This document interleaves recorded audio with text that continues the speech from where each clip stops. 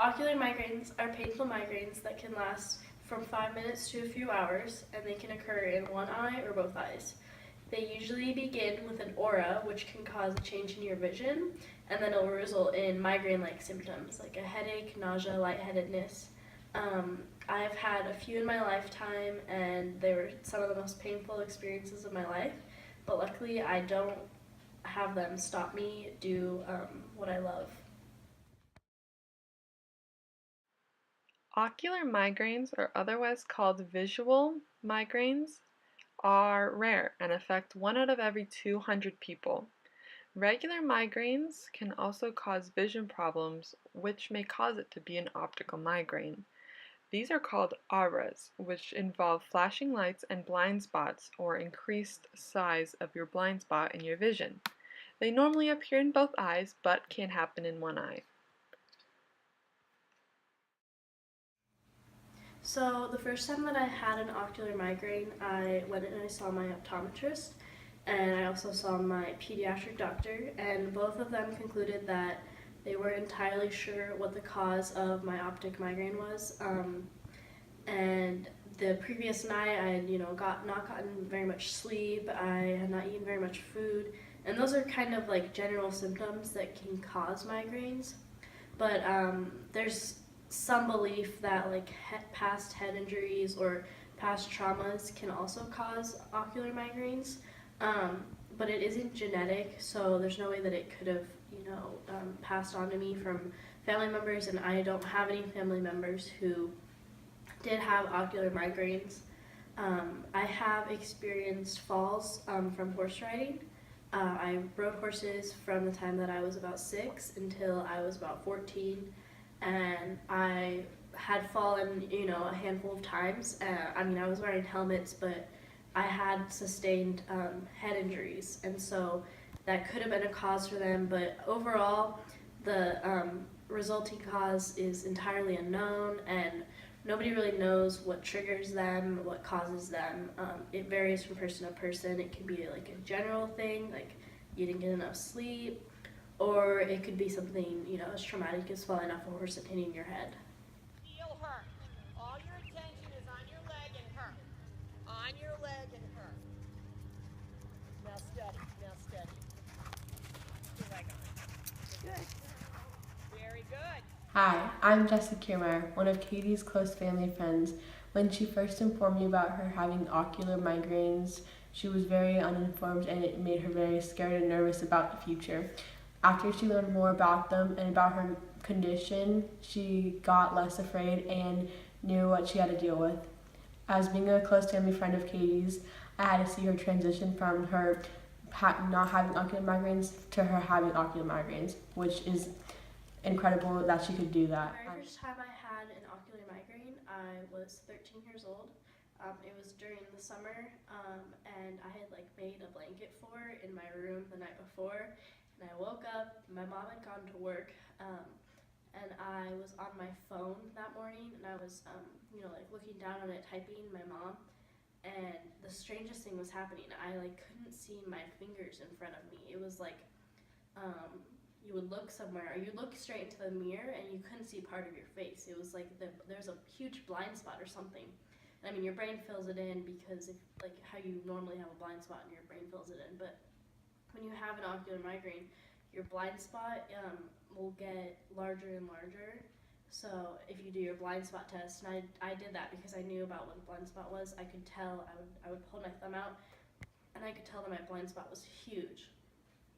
And so right after that happened, it was about an hour of having this weird vision and aura. It was kind of like I would also get like twinkling lights in the air. So after that, about an hour of that, that's when the migraine symptoms set in, because all of the ocular symptoms were the aura, which basically means you're about to have a migraine. So then the migraine came, and it was a terrible headache, nausea. It was the worst pain ever, and it lasted for a few hours. And I didn't take Motrin before because I didn't know that I was going to have a migraine. I was not aware what an ocular migraine was, so I had to suffer through it. This is an example of an ocular migraine. As you can see a small smudge in your view. It starts out small and it begins to grow slowly and slowly as the migraine progresses more. It seems, as in this video, it is only happening in the right person's eye because it is only affecting the right person's sight or view. As you see, around the blurred area, a colorful zigzaggy pattern appears, which is the light hitting where the blur happens, causing it to look almost as if it's on fire. It begins to enlarge and take up almost the entire half of your view, and then it begins to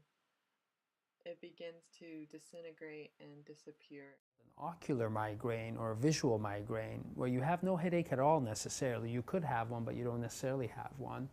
And that's where the blood flow is altered in what's called the visual cortex, in the back of the head, where all the visual processing occurs.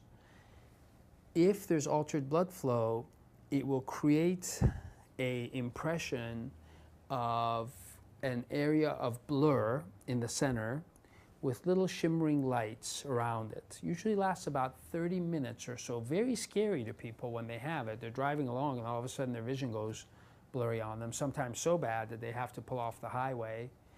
And they sit there and they wonder if they're having a stroke, they wonder if they're dying, they wonder what's happening, and after about 30 minutes it seems to be gone. And some people it never comes back again, others can count on having it occur on a more frequent basis. And this is called ocular migraine. It's not typically dangerous. Very little we can do about it. Educating patients, of course, is very helpful to them, realizing what the cause is. And the ones that are blessed, it's not accompanied by an actual headache. Although I don't ride horses anymore, I still am able to do music, which is something that I love just as much, if not more. And having ocular migraines doesn't set me back because I'm aware of the aura, what happens to my vision. So I know when a migraine is going to come, and if I have something that's obo-related happening and I'm about to have a migraine, I can stop, take medicine, and prevent it.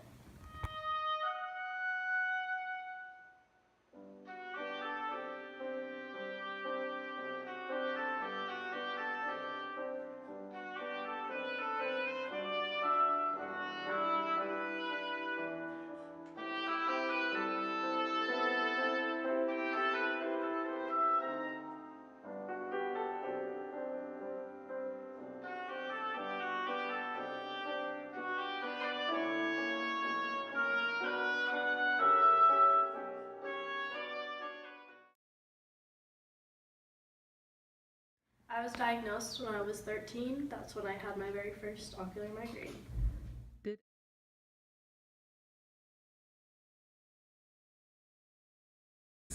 As far as I know, nobody else in my family has ever experienced the ocular auras before migraine, although I do have family members who have migraine, chronic migraines.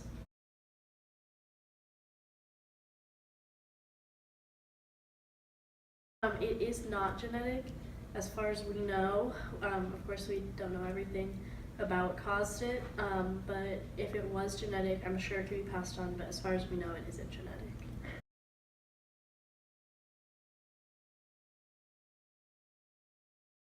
Finding the cure for ocular migraines would involve knowing the cause of them first.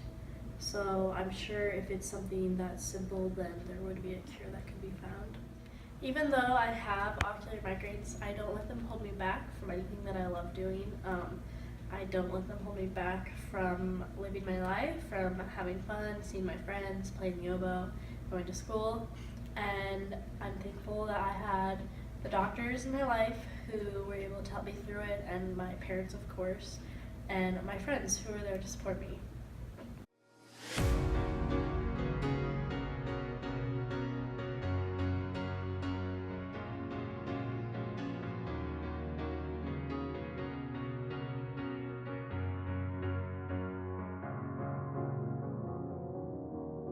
You're a sky